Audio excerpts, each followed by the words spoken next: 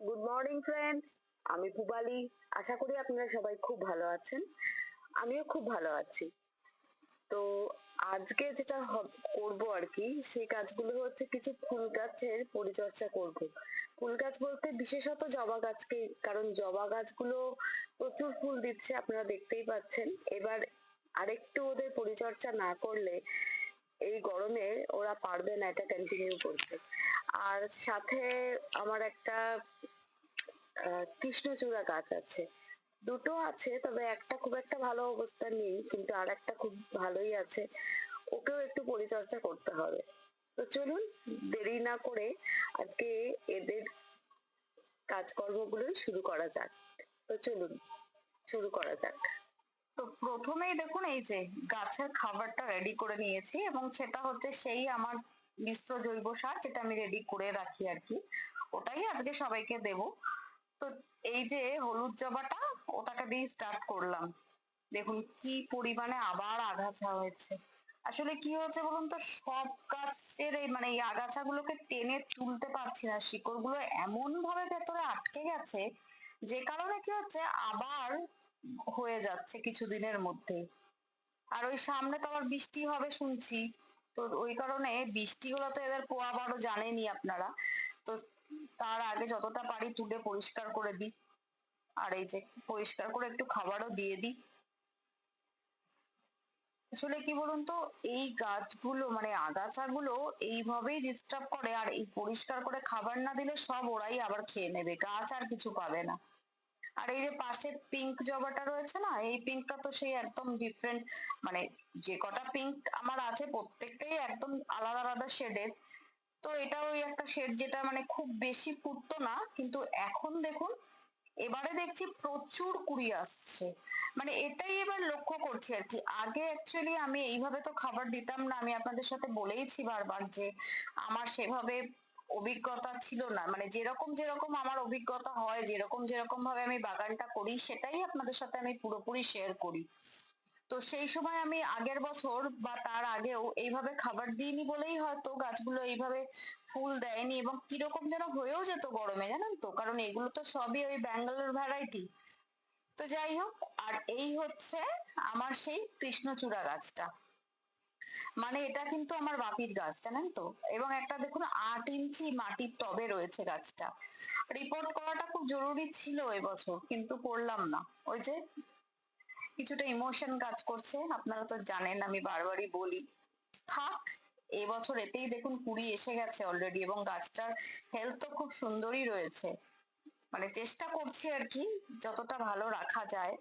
তো সেই জন্য এবার আর রিপোর্ট করছি না, যদিও বোঝা যাচ্ছে রুট বাউন্ড ভালোই হয়ে গেছে। এবং এই যে এই কারণে এই যে দেখুন আগাছাগুলো সব টেনে তোলাও যাচ্ছে না, একসাথে হয়ে গেছে এইটুকু টব তো। এবং গাছটার বেশ 4-5 বছর বয়স তো হবেই। তো থাক, ঠিক আছে, আজকে এখান থেকে এর উপরে খাবারটা একটু আস্তে আস্তে ছড়িয়ে দিচ্ছি। আসলে আমি কি করছি বলুন তো, এই গরমে খাবার দিচ্ছি, এটা একদমই ঠিক। অনেকেই এটা অ্যাভয়েড করেন, কিন্তু আমি দিচ্ছি, তবে আমি কিন্তু না পারতে খোঁড়াখুড়িটা করছি না, যাতে শিকড়ের উপর কোনো আঘাতটা না লাগে। কারণ না, যেটা আমার মনে হয় আর কি, যে একটু অল্প পরিমাণে খাবার দেওয়াটা জরুরি। তো যাই হোক, এই যে গাছটার হেলথ দেখুন, এবং কুড়িও আসছে। আপাতত একে সানলাইটে রেখে দিলাম, খাবারটা দেওয়া কমপ্লিট। এবারে এই যে নয়নতারা গাছগুলোতেও একটু খাবার দিয়ে দেবো। মানে নয়নতারা গুলো দেখুন হচ্ছে প্রচুর, আপনারা তো দেখেনি, প্রায় প্রতিদিনই আমি এদেরকে দেখাই, কিন্তু সাইজটা দেখুন আগের থেকে অনেক ছোট হয়ে গেছে। তাই ভাবলাম যে এই গরমের তাপটায় মানে ওরাও পারছে না, প্রচন্ড দুর্বল হয়ে যাচ্ছে, কেমন পাতাগুলো হলুদ হলুদ হয়ে যাচ্ছে। তো একটু খাবার দিয়ে দিই, মানে দুর্বল অবস্থায় যদি খাবারটাও না পায়, তাহলে আরোই দুর্বলতা বেড়ে যাবে, তাই না? তো ওই কারণে আমি কিন্তু প্রত্যেক বছরই গরমকালেও খাবার দিই, এবং দিতে দিতে তার রেজাল্ট পাচ্ছি। এবছর দেখতেই পাচ্ছেন গাছগুলোতে অফুরন্ত কুড়ি হচ্ছে। হ্যাঁ, কিছু কিছু গাছের হেলথ তো একটু আধটু এদিক ওদিক হচ্ছে, যেমন এই যে সাদা নয়নতারার পাতাগুলো একটু ফ্যাকাশে হয়ে গেছে, তবে আবার চেঞ্জ হয়ে যাবে আশা করি, কারণ খাবার দাবার অল্প অল্প করে দিচ্ছি। আর এমনিতেও আমি মোটামুটি বর্ষাকাল ছাড়া সারা সিজনেই খাবার দিই, এবং খুবই কম পরিমাণে দিই, বেশি কখনোই দিই না। তবে শীতের তুলনায় গরমে আরো কম দিই আর কি। আর এই যে জিনিয়া গাছটা এতদিন না ভুল করেছিলাম কি বলুন তো, যেহেতু এটা প্রথমবার করা, আমি না একদম পুরো সানলাইটে রাখছিলাম, যে কারণে গাছটা কেমন ঝিমিয়ে পড়ছিল। তো এবারে এই জামরুল আর সবেদা গাছের মাঝখানে এই সেমিশেড যে হয়ে গেছে ওদের পাতাতেই, সেখানেই রেখে দিয়েছি। আর এই যে খাবারও দিয়ে দিয়েছি আজকে। এবার দেখুন আস্তে আস্তে এমনিতেও কিন্তু ওই ফুলগুলো হয়ে গেলেই যেহেতু কেটে কেটে ফেলছি, আর ওই যে পাতাগুলো শুকিয়ে যাচ্ছে ওগুলোকেও আস্তে আস্তে প্রতিদিনই একটু একটু করে ছিঁড়ে ছিঁড়ে ফেলে দিই। এই পাশেই এই ফার্স্ট লাভ গাছটা রেখেছি, ওর টবেই দিয়ে দিচ্ছি। তো ওখানে দিয়ে দিয়ে মানে এইভাবে করে করে গাছটা কিন্তু বেশ সুন্দর হচ্ছে, আবার বেশ ঝোপালোও হচ্ছে, আর আস্তে আস্তে প্রচুর কুড়িও আসছে। আর ফুল তো রেগুলারই মোটামুটি হচ্ছে। তো যাই হোক, একে এইভাবেই যত্ন করে ভালোই রেজাল্ট পাওয়া যাচ্ছে, মনে হচ্ছে আর কোনো প্রবলেম হবে না। আর ওর পাশে ফার্স্ট ল্যাবটাকে আর কোনো খাবার দেব না, কারণ এই তো জানেনই রিসেন্টলি ওকে বসিয়েছি, যথেষ্ট খাবার আছে। এবারে এই যে এই দিকের জবা গাছগুলোতে আবার কিছুটা খাবার দিয়ে দেবো, মানে খাবারটা আমি রেডি করি যে কটা গাছে হয় যতক্ষণ, দিয়ে দিই সেদিনকে ওই কটাই, তারপর আবার লাগলে আবার পরে করি, একবারে তো এইভাবে আন্দাজ করে করা যায় না। কিন্তু এই যে লক্ষ্মী জবা গাছটাও আবার মানে এই দেখুন কতদিন হলো, 10-15 দিনই হবে ম্যাক্স টু ম্যাক্স, আমি পরিষ্কার করেছিলাম, আবার ভরে গেছে।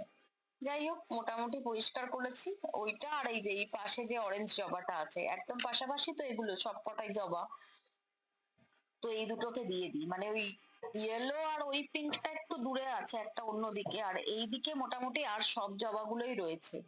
তো ওই কারণে এগুলোকে পরপর যতটা পারি খাবার দিয়ে দিই, দিয়ে তারপর যদি বাঁচে তখন অন্য গাছে দেব।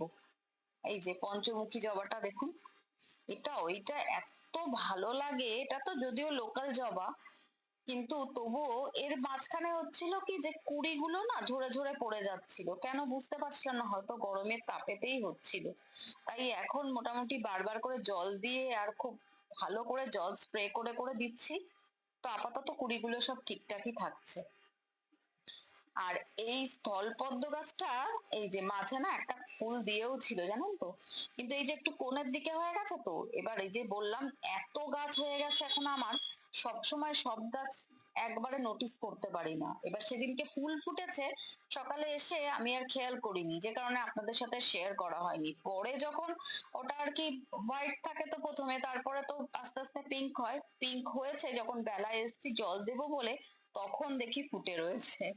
তো যাই হোক, আপাতত আর কুড়ি নেই, দেখা যাক হলে আবার নিশ্চয়ই আপনাদের সাথে শেয়ার করব। আর এই যে এই পিঙ্ক, মানে এই ডিপ পিঙ্ক আর লাইট পিঙ্ক যে দুটো জবা পাশে পাশে আছে না, এই দুটোতে দিয়ে দিই, আর হবে না মনে হচ্ছে, মোটামুটি এই দুটোতে হলে হয়ে যাবে কমপ্লিট।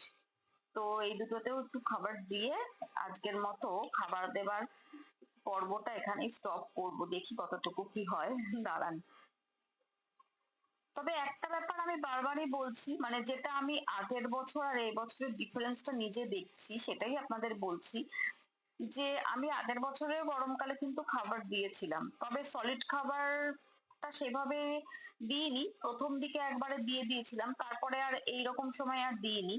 কিন্তু লিকুইড খাবার মানে তরল যে খাবারটা সেটা কিন্তু দিতাম, এবং তার রেজাল্ট আমি এবছর সারা শীতকালে তো ফুল হয়েছে, কিন্তু এই জবাগুলো জেনারেলি কি হয় মানে গরম পড়লে কুড়ি কমে যায়, কিন্তু এখন দেখুন গাছ ভরে হচ্ছে কুড়ি, এবং শুধু কুড়ি হচ্ছে না ফুলও ফুটছে। হ্যাঁ, এটা অবশ্য ঠিক, একটা দুটো কুড়ি মাঝে মাঝে ঝরে যাচ্ছে, যাচ্ছে না তা নয়, কারণ আমি তো কোনো রকম কোনো কেমিক্যাল ইউজ করি না, যা করি সবটাই জৈবভাবে করার চেষ্টা করি, এবং সেই কারণে হয়তো কোনো প্রবলেম হয়, আর এই গরমের তাপটাও সবসময় নিতে পারছে না।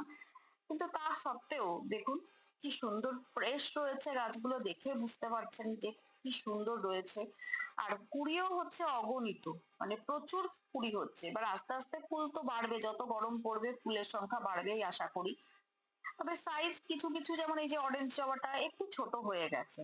তো যাই হোক, আর এই যে আজকে এই ইনি ফুটলেন, এই যে নীলমণি না কি বলেছিল, একেও ভাবছি একটু সেমি শেডে রেখে দেবো, কারণ এই না রোদ্দুরটা ঠিক সহ্য করতে পারছে না। তাই যাই হোক, কারণ পাতাগুলো পুড়ে পুড়ে যাচ্ছে না, একটু সেমি শেডে দিয়ে দেবো। আজকে প্রথম ফুটলো, তাই আপনার সাথে একটু শেয়ার করে নিলাম। তো ভিডিওটা এবার এখানেই শেষ করছি। যদি আপনাদের ভালো লেগে থাকে তাহলে অনেক অনেক ভালোবাসা দিয়ে আমার পাশে থাকবেন। আর একটু লাইক আর শেয়ার করে দেবেন। আর যারা আমার নতুন বন্ধু আছো বা আছেন তাদেরও যদি ভিডিওটা ভালো লেগে থাকে তাহলে প্লিজ চ্যানেলটা সাবস্ক্রাইব করে বেল আইকনটা প্রেস করে দিও। খুব তাড়াতাড়ি আবার একটা নতুন ভিডিওর সাথে দেখা হবে। আজকের মতো তাহলে বিদায়, টাটা।